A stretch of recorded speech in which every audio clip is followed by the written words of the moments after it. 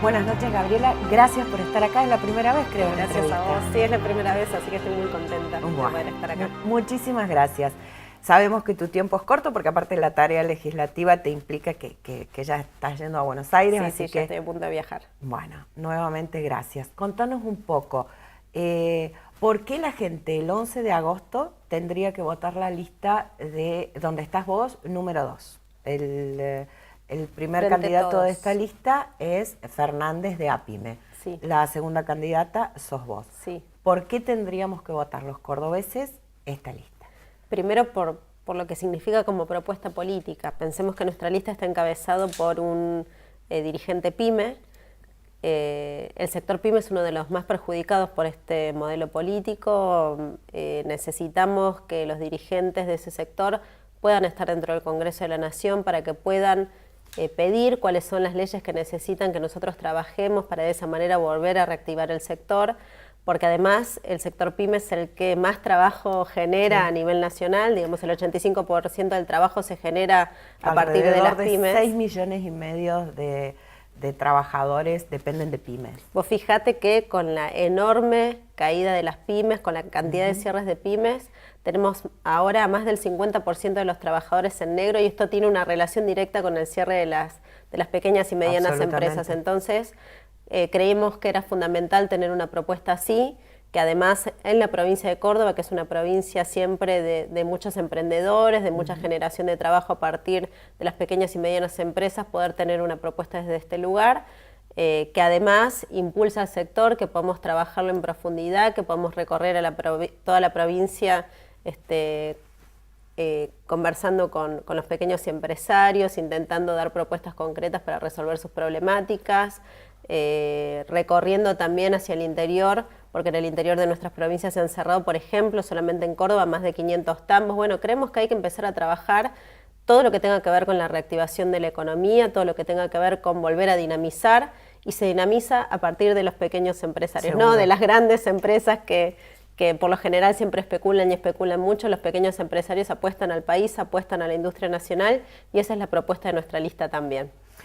Gabriela, ¿cómo, si bien todavía no se puede hacer un balance, pero ya se puede por lo menos hacer un borrador, cómo fueron estos casi 4 años de oposición en el Congreso, en un Congreso donde, o con un gobierno que se dice abierto al diálogo de las puertas para afuera? Digo, lo que la gente por ahí puede ver es que bueno, en su momento se fue a Davos y lo llamó a Massa, que había sido un competidor.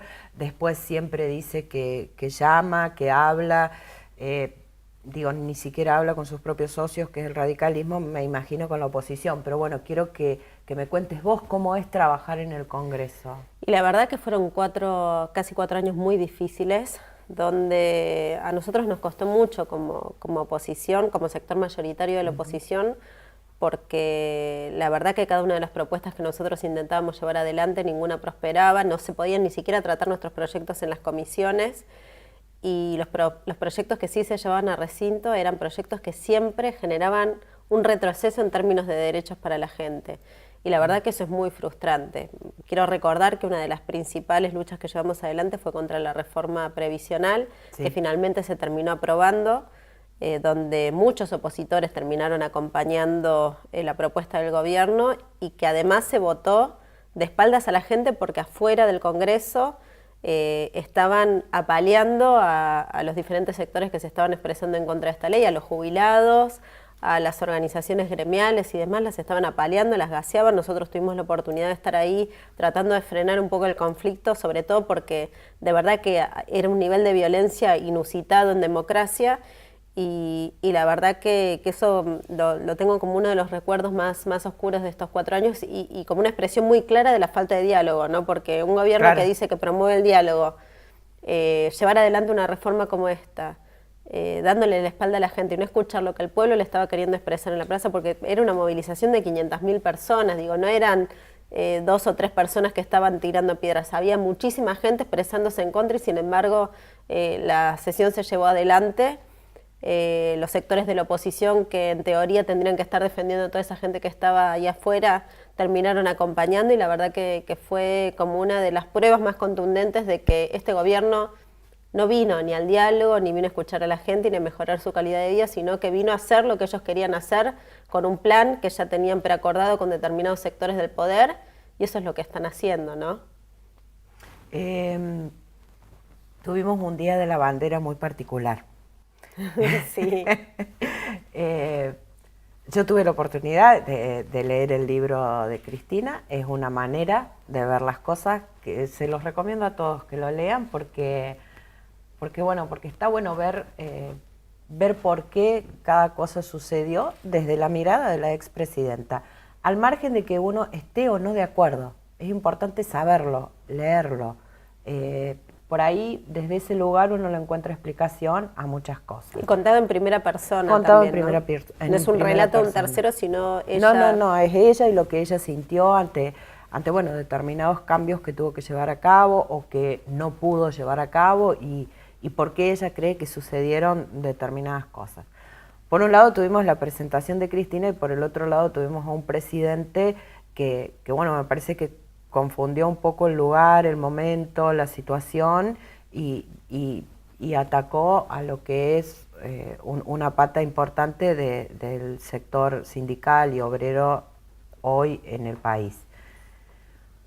¿Cómo es ser diputada en esta situación y qué armas se pueden utilizar para esto? Al margen de por ahí presentar para que se repudie tal o cual situación. ¿Y cómo es ser mujer en esta situación? Porque uno lee las listas y, por ejemplo, en las listas para presidentes no hay ninguna mujer. Sí, está Cristina, pero en todas las en la otras nuestra listas, y en la de la izquierda nada más hay mujeres. En las listas de consenso, en las listas del macrismo, como que las mujeres se ponen la bandera, pero después, cuando llega el momento de las decisiones, no. Y mira, es ya estar en política, bueno, a usted debe pasar también siendo periodista, ¿no? En cualquier ámbito donde se manejan determinados poderes, a las mujeres siempre tratan de ponernos en un segundo lugar. Y por lo general somos las que más trabajamos en el Congreso de la Nación, quienes más trabajamos, quienes menos faltamos, quienes más proyectos desarrollamos somos las mujeres, y que además tenemos una ardua participación por fuera del Congreso, no solamente es la tarea legislativa, sino el trabajo que realizamos afuera. Y para eso hay que trabajar en legislar para la inclusión de la mujer en todos los ámbitos, ¿no? Y en los ámbitos de toma de decisiones y en los ámbitos de representación, no solamente en las cuestiones vinculadas solamente a la representación política, sino también gremial, también en el Poder Judicial, en la Corte Suprema de Justicia hay una sola mujer, en la mesa de la CGT no hay ni una sola mujer. Si vos te pones a fijar las estructuras gremiales, las estructuras de los clubes, las mujeres están infinitamente subrepresentadas, ¿no? Y digo infinitamente porque si hay una mujer dentro de esas estructuras hay que celebrarlo, pareciera. Es un camino arduo, es complejo, pero hemos logrado entre las mujeres de diferentes partidos políticos ponernos de acuerdo, por lo menos para poder impulsar en conjunto todo lo que tiene que ver con estos proyectos de ley que tienen que ver con profundizar los derechos de las mujeres en términos de participación, ¿no?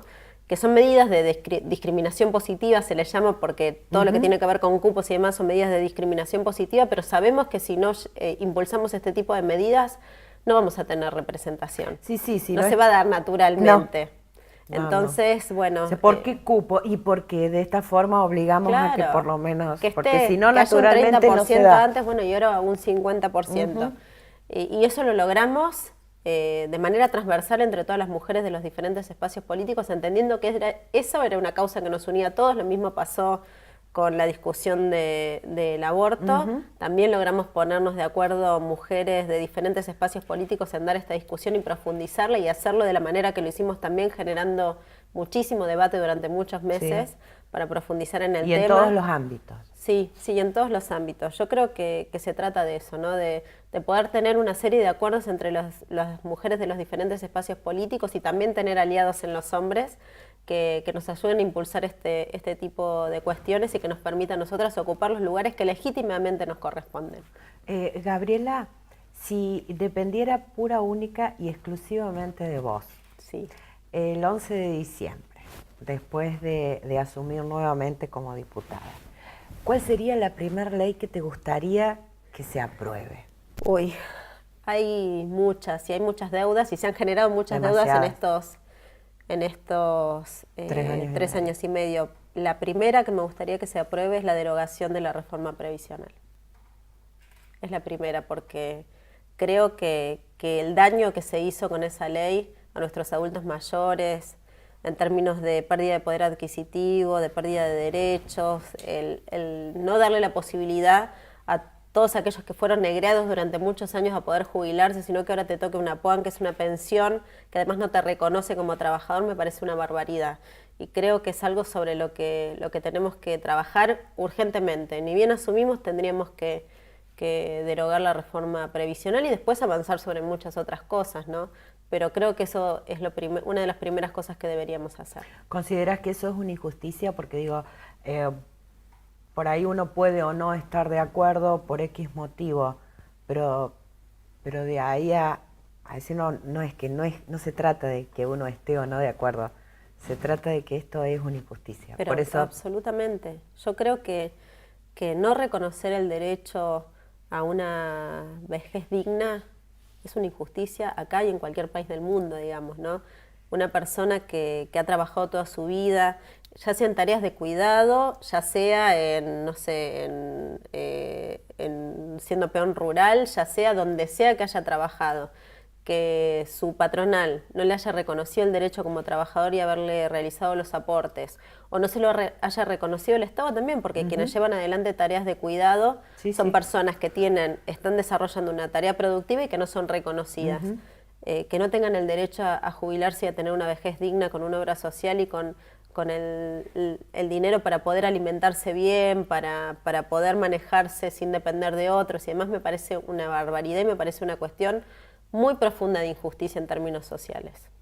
¿Por qué deberíamos votar la lista de Cristina Kirchner? La lista de Alberto Fernández y Cristina Kirchner. Sí, lo que pasa es que ella es tan... Es ella. Claro, es tanto. No, aparte fue la presidenta, es lógicamente la primera que presidenta mujer electa en la historia.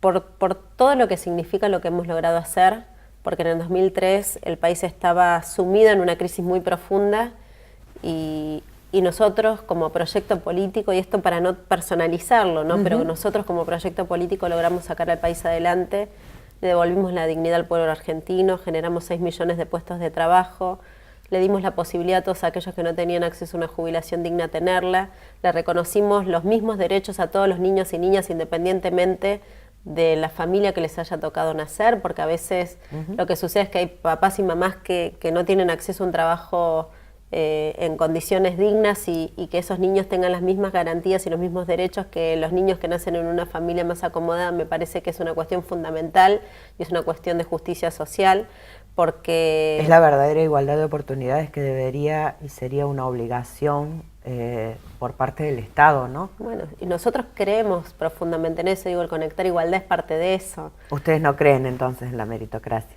No, yo creo que no se puede asignar la vida a una persona por la suerte que haya tenido en nacer en una familia con recursos o sin recursos. El Estado tiene que estar por detrás siempre. Yo creo en la meritocracia en un Estado como el de Finlandia, por ejemplo. Bueno, pero estamos lejos de ser Finlandia. Bueno, pero digo, cuando todos estuvieron bien alimentados, cuando todos estuvieron bien alimentados, cuando todos tuvieron la misma posibilidad de educación, cuando todos tuvieron las mismas oportunidades, ahí sí creo que vale la pena resaltar la meritocracia. Claro, pero no pero vendría siendo... lamentablemente en este país me parece que no, que todavía no... Falta muchísimo. Nos falta mucho para poder hablar de meritocracia. Y para cubrir eso tiene que estar el Estado. Viste que Cambiemos habla mucho que hay que achicar el Estado. No, el Estado tiene que ser grande, tiene que estar acompañando, tiene que estar respaldando, tiene que estar fortaleciendo y tiene que estar garantizando los mismos derechos para todos y para todas. Si el Estado no está haciendo eso, si el Estado es pequeño y solamente se dedica a regular algunas cuestiones mínimas, lo que sucede es que la pobreza se multiplica, que los derechos se reducen. Y eso sucede porque en realidad el que domina es el mercado. Bueno. Y el mercado no es un ente abstracto. No, el mercado no tiene una visión 6 humana. o 7 multinacionales, claro, y grandes empresas que terminan dominando. Y por supuesto que no tienen una visión humana. No. Son números, se olvidan que detrás de los números hay personas. Bueno, y quien debe humanizar esos números es el Estado. Desde ese lugar, ¿vos pensás que el proyecto de Alberto Fernández y Cristina Fernández encarna esto de humanizar el Estado? Pero absolutamente. No solamente lo pienso, lo sé porque he sido parte, soy parte, he sido parte cuando éramos gestión y sé la visión que se tenía del Estado y sé cuál era la responsabilidad que teníamos todos los trabajadores públicos.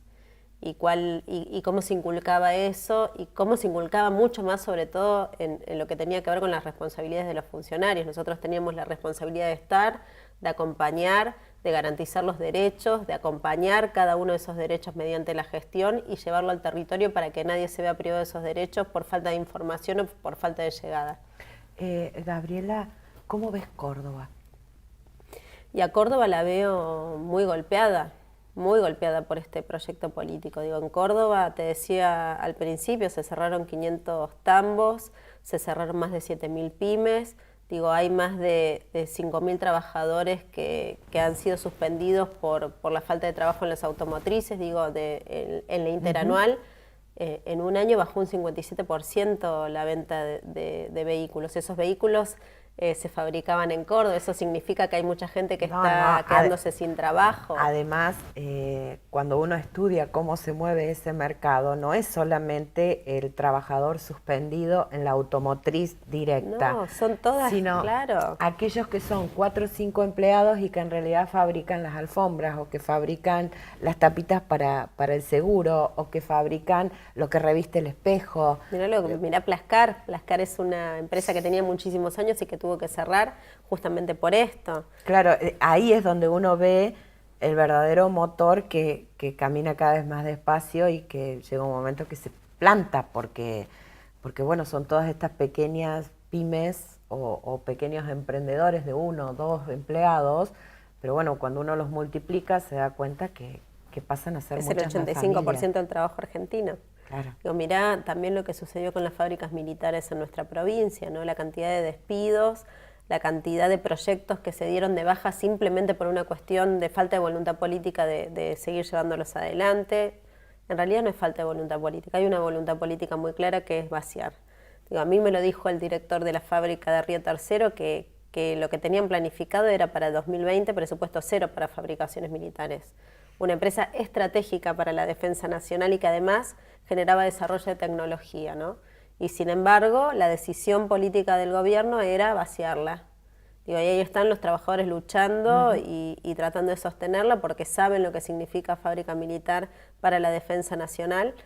Y de hecho, bueno, hemos trabajado mucho con ellos, hemos presentado proyectos, uno que tiene media sanción por parte del Senado para reincorporar a los trabajadores despedidos y para arbitrar las medidas que sean necesarias para reactivar las fábricas, y sin embargo en diputados está frenado porque no los tratan en comisiones. Claro.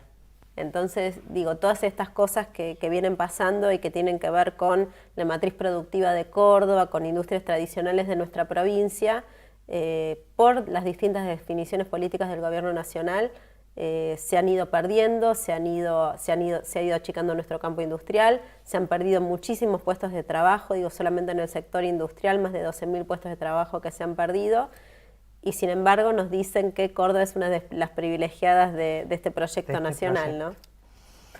Se nos fue el tiempo, Gabriela.